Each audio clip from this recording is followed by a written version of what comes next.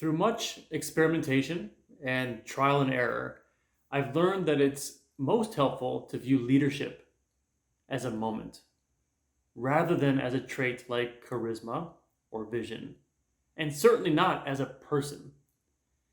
Leadership moments are daily opportunities that anyone can take to create change. They are moments that make your heart leap with hopeful anticipation or even with fear of taking that next step. They hold promise for that long awaited breakthrough, for the change that you know is possible. Leadership moments also hold the uncomfortable possibility that you too need to change. So, even in normal times, the average person faces 5 leadership moments every day. That's every single day. So, the question is, would you recognize a leadership moment when it came your way? And would you know what to do when it did? To start, here are some indicators, some flags, as we call them, of leadership moments. Let's explore these different flags. The first is that emotions escalate. Often the first sign that you're facing a leadership moment is that you or someone else becomes emotionally triggered or defensive or goes on the attack. It's kind of a classic fight, flight response. The second flag of a leadership moment is that the problem keeps coming back. Leadership moments tend to arise in situations that have to do with a chronic problem or a recurring issue, something that you thought you solved, but you didn't, and so it keeps coming back. The third flag is that nobody has the answer. There's a gap between where you are, on the one hand, and where you need to be, on the other hand. A gap between your current reality and your aspiration, and you don't have the skills or the information or the partnerships that you need to narrow that gap. The fourth leadership moment flag is that logic alone won't get you there. Logic and reason won't get you there.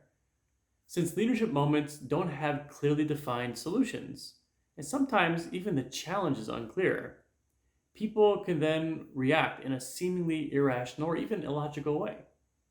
There's an invisible logic at play to this behavior that gets revealed when you take a deeper look. So by staying open and curious about this internal logic behind people's behavior, including our own, we can open up possibilities for action that remain otherwise hidden to us. The fifth leadership moment flag is that making progress feels dangerous. It feels scary. Now, sometimes risk and danger are the only signs that you are facing a leadership moment. It's a gut feeling. The sixth leadership moment flag is that making progress also requires crossing some kind of divide. Maybe there's some polarization, a boundary, a need to break ranks. These leadership moments require us to step outside of our existing roles, borders, job descriptions even, into new terrain. And lastly, the seventh leadership moment flag is that it's messy. When you begin to engage in these leadership moments, you tend to activate the system. Dormant, courageous conversations, a cascade of effects and emotions that are hard to manage, and you don't have a direct path towards success. Now, you've likely seen these leadership moments or engaged in one yourself at some point in your life and your career. It's a circumstance that quietly asks you, or sometimes screams, for your attention. When you're asked to take a stand outside of the norm, to take a stand against the status quo, to stand up for an aspiration. And these significant leadership moments often occur in seemingly ordinary life. So I want to help us begin to start to notice these leadership moments when they arise, because they're really easy to miss. But once you see them, once you see those moments, it becomes almost impossible to not see them. And exercising leadership means staying in these moments rather than running away. staying in these moments rather than rushing to some kind of premature solution.